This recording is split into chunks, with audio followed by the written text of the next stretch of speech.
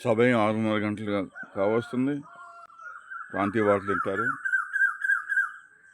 వార్తలు చదువుతున్న కోసూరు రామకృష్ణ ప్రసాద్.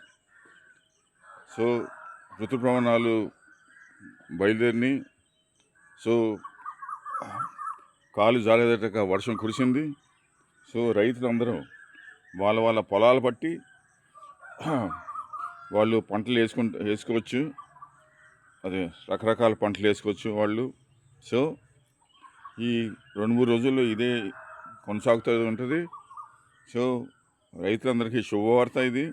చాలా రోజుల నుంచి ఎదురు చూస్తున్నారు. చాలా ఎండలకి తట్టుకోలేకుండా ముఖ్యంగా పెద్దవాళ్ళు వాళ్ళు ఊపిరాడక గాలి ఆడక ఉన్నారు పాపం.